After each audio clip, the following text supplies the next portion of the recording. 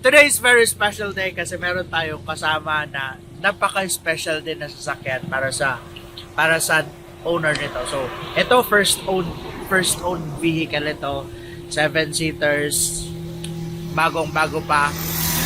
At seldom used yung sasakyan. So, binibenta lang ng owner kasi mag-upgrade sila sa mas bigger na sasakyan kasi mas lumalaki na daw pamilya. Okay? Samahan nyo ako. Tingnan natin.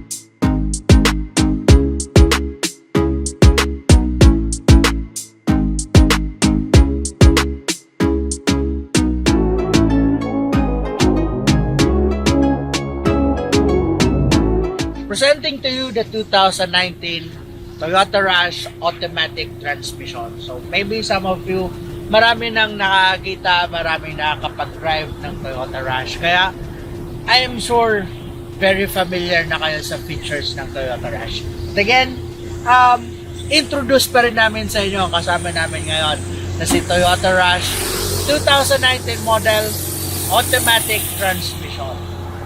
Test drive natin. Silipin natin ang exterior, check natin ang interior, at kung ano pa ang mga special features, accessories na idagdag dito ng previous owner. Napakasarap din naman talaga i-drive ng Toyota Rush, lalo na kung ganito ka-fresh, ganito kaganda na Toyota Rush. Napaka-comfortable and talagang bibigyan kayo niya ng alam mo yun, yung comfort na hinahanap mo pag nagda-drive. But anyway, kung pang family car talaga ang hanap mo at hindi naman more on speed, more on ano yun, yung performance na hinahanap mo, Toyota Rush is very suitable sa mga ganong sasakyan. So tamang-tama lang siya. Hindi siya designed for speed, hindi rin siya designed for, although hindi siya designed for speed, but pwede ka rin niya bigyan ng magandang takbo. Hindi nga lang ganon kasi based sa mga observation ng Toyota Rush, medyo bitin daw talaga yung takbo. But again, sa comfort naman ng binibigay ng Toyota Rush, sulit naman ang babalik sa'yo. Okay, so just like this one, napaka-comfortable yung level ng view mo dito sa harap. Pwede mo siya i-adjust since may seat adjustment siya, height adjustment. Kaya nito, medyo mataas sa pagtingin ko. Nafe-feel ko, mas matangkad ako ngayon. Diba?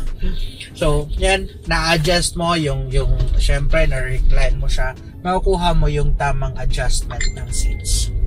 Then, sa driving comfort, very comfortable and a very smooth siya drive.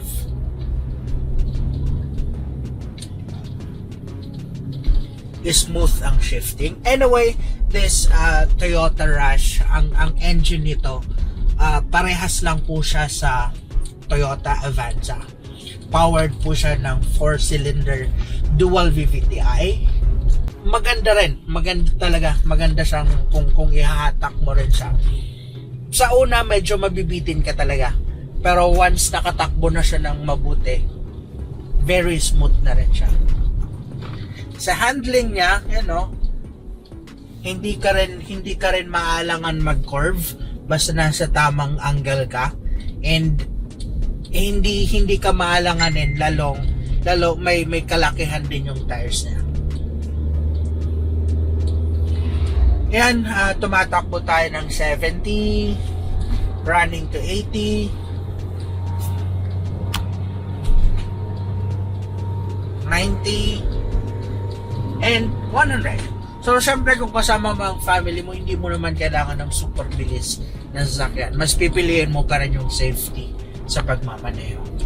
That is why, itong Toyota Rush, equipped po siya ng 6 airbags. Meron po siya sa driver, meron sa passenger, and at the same time, meron po siya sa mga side. Ito, dito. Kaya marami din siyang safety features.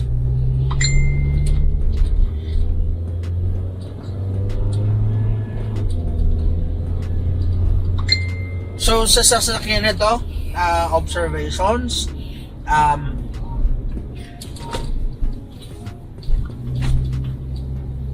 para din sa gusto mag-experience ito.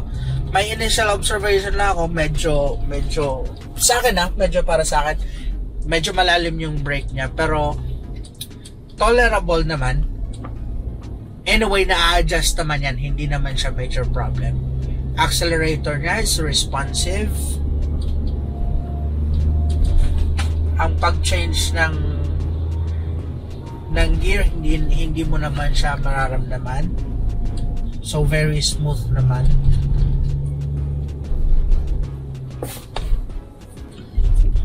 Wala din siyang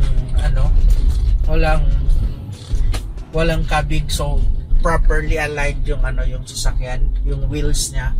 Wala siyang kabig, wala din siyang vibration, wala din naman kalampag, wala akong naririnig na kalampag sa pangilalim.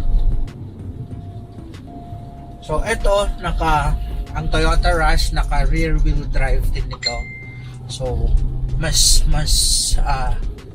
maganda siya sa mga uphill drive.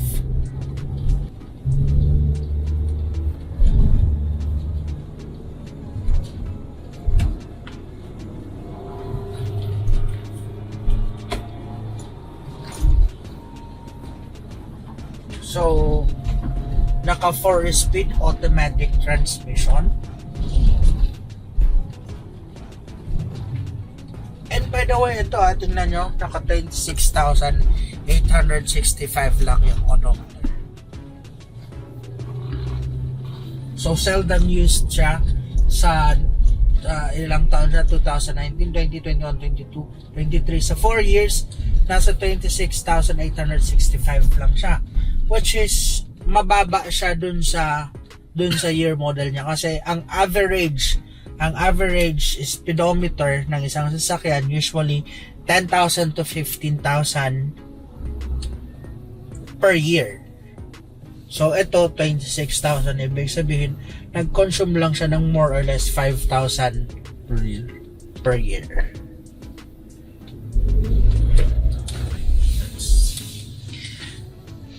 Alright, so i-tour namin kayo dito sa interior kung anong mga makikita natin dito. Let's start dito sa harap. Now, makikita nyo yung dashboard ng Toyota Rush. Combination siya ng black, beige, and at the same time may mga silver lining. Yan o. Ito may silver lining siya, and ito may chrome lining na rin po dito. So, ito beige. Ito may design lang siya na stitch, pero this is hard plastic. And this one, naka-hard plastic rin po yan. So, itong sasakyan na to, malinis na malinis yung kanyang dashboard. Infotainment is still original. Toyota pa rin po yan. The center console, yan po ang design ng center console niya. From here, papunta dito with silver accent, handbrake, yan o. Then, yan, naka-push start and stop button na rin. Sa aircon vent, may silver lines din siya. Ang ganda ng aircon vent ng Toyota Rush. Bilog din yung style. Mga pabilog yung style. Okay? And power windows.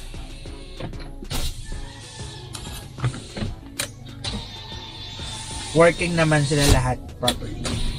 And syempre, dito sa steering wheel, makikita mo, meron na siyang audio control. So, hindi ka na mahirapan habang nagta-travel ka, dito ka lang mag-control, hindi ka na pupunta dito.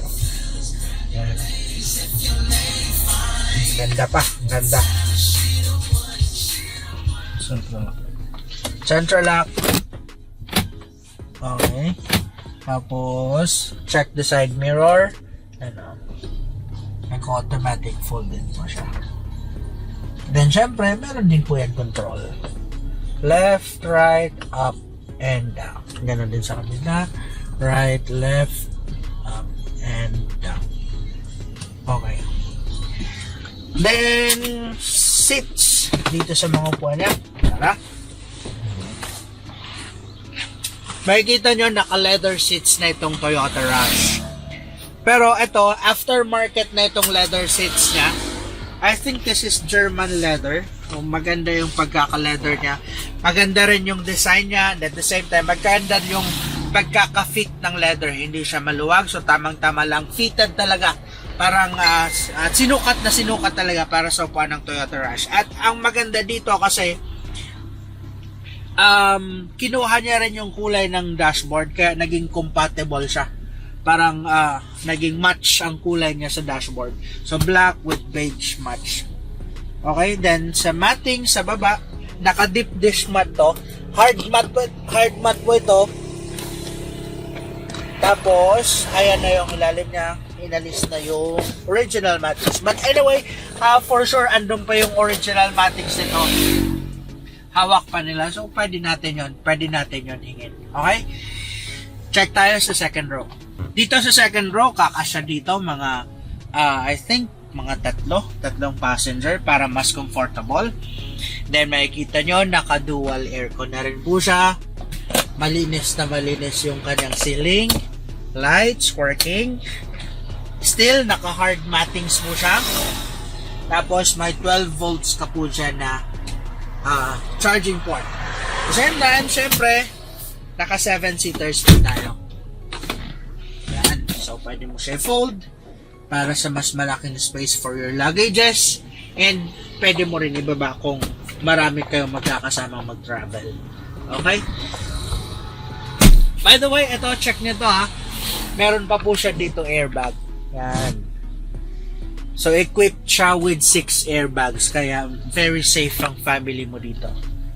Driver, passenger, meron pa sa front na dalawa, and this one. So, 6 airbags.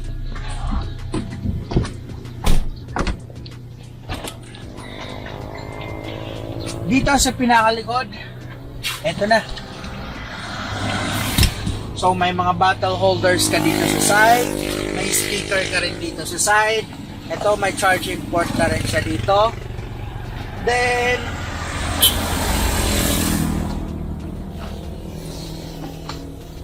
naka-hard mattings pa dito sa likod. That's it. Yan, tulso din. Asan bang reserve tire nito? Nasa ilalim ng reserve tire. So, nasa ilalim ng reserve tire. So, kung ibababa mo, meron lang tools. Special tools na gagamitin. Ito siya. Okay. So, sa exterior nito, exterior color is white. Pero meron siya mga accent ng black. Like this one, mga matte black siya. And this one, matte black. At dito sa baba niya, naka-matte black po yan. So, surrounded po siya ng matte black. Dito sa likod, ito, aftermarket accessories na ito. Then, naka-reverse sensor na rin siya. At may reverse camera na rin na built-in. Okay? Naka-built-in na rin po yan. So, nung kinuha nila sa Toyota, talagang mayroon ng camera. And syempre, naka-spoiler. May taillight. Maayos. Walang basa. Buong buo. And here, dito tayo sa side. Ito sa side, ito mga ganito, mga aftermarket na rin po ito. And this one, na rain visor. At syempre, meron na rin siyang roof rack. So, mas maganda to kasi kung punong-puno kayo sa loob at wala ka nang mapaglalagyan ng luggages mo, pwede mo na dito ilagay sa roof rack. Okay? And syempre, naka-drum brake sa likod, naka-disc brake sa harap. So, tires niya nasa mga 80% to 90% tire pressure. Dito sa front, anyway, naka keyless entry na rin po siya. So, basta hawak mo yung susi, pwede ka mag-unlock and mag-unlock. Dito sa front, this one, aftermarket. Then, yung grill niya, ano ba to? Naka dark chrome. Yan siya. Yan. Black chrome. Yan. Tapos, syempre, headlight, all in good condition. Pag-light na rin po siya. Check natin yung engine.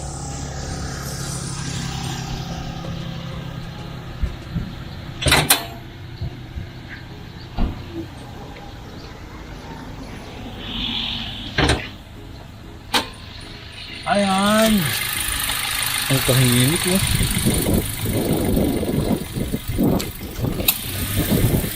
Okay. Magandang engine bay niya. Occupied na occupied, tapos protected siya hanggang sa ilalim kasi may mga cover siya. But anyway, all is stock. Wala pang ginagalaw. Malinis, no signs and indications na may damages siya. Then, yan, naka-Motolite gold battery din. Dual VVTi, napaka-tahimik, napaka-smooth. Ang ganda ng tunog niya. So, wala tayong concerns dito eh. Well-maintained, kasa-maintained Kasa eh. maintain. Kasa-maintained. May booklet kaya, pa. May booklet pa, kaya wala kayong worries. Alright? Let's talk about the price. Siyempre, doon na tayo sa loob. Tara. Okay. Now, asking price for this one is 930,000. So, wala na po kaming gagalawin sa sasakyan maliban lang sa kailangan din natin ng konting exterior detailing kasi meron tayong mga nakikitang napaka-minor, napaka-minimal lang naman na acid rain. So, kailangan din natin siya linisin, pwede din natin siya i-buff, i-wax, para mas lalo maging presentable ang sasakyan.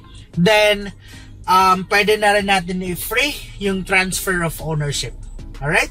So, sa mga interested, pwede ito sa cash, pwede rin kami mag-assist sa inyo sa financing. Kami na po bahala mag-process. Pag-usapan na lang po natin kung ano ang mga dapat nyong gawin as participation para or paano ito mapapasa inyo na sasakyan. Okay? So, sa computation sa financing, tawag na lang po kayo sa office or baka pwedeng i-attach lang dito. Check na lang or visit kayo sa aming Facebook page para makausap nyo si Ms. Dena. Alright? Thank you very much. Have a nice day and God bless.